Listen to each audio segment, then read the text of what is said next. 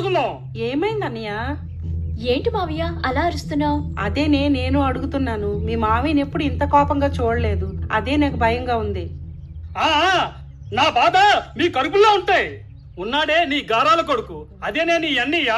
ఏం చేశాడు మా అన్నయ్య నిన్ను? ఏమీ చెయ్యలేదే, నా పరువు అంతా గంగలో కలిపాడు. అంత కాని పని ఏం చేశాడు మా అన్నయ్య నీ పరువు పోయేంతగా? ఆ ఏం చేశాడా, నా కూతుర్ని అర్ధరాత్రి ఖాళీ తెమ్మన్నాడట. అది ఖాళీ తీసుకెళ్ళింది.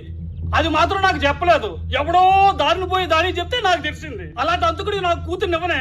ఇదిగో మావయ్య, ఒక్క విషయం చెప్తాను, వినిపించుకుంటావో వినిపించుకోవో నీ ఇష్టం. ఏమే మావయ్యతో ఇలాగే నా మాటలు, పెద్దాంతరం చిన్నాంతరం లేకుండా? మరేంటమ్మా, తప్పంతా అన్నయ్యదే అన్నట్టు మాట్లాడుతున్నారు. ఎన్నిసార్లు లక్ష్మి మన ఇంటికొచ్చి అన్నయ్యతో పెళ్లి గురించి మావయ్యతో మాట్లాడమని చెప్పిందో, అదేదో అన్నయ్య ఒకడే తన వెంట పడుతున్నట్టు మాట్లాడుతున్నాడు. మా వరుణ్ ఏ తప్పు చేయలేదు అన్నయ్య. ఆనంద్ చనిపోయేటప్పుడు దీప్తి కొంట్లో బాగాలేదని అందరూ అక్కడే హాస్పిటల్లోనే ఉన్నాం.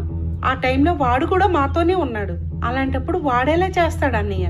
ఈ విషయం నువ్వే నమ్మకపోతే ఊర్లో వాళ్ళు ఎలా నమ్ముతారు? చూడండి, మీరు ఏం చెప్పినా నేను నమ్మను. ఊర్లో అడుక్కున్నోడుగానే ఇస్తాను గాని వాడికి మాత్రం ఇవ్వను. ఆడు ఊర్లో రూల్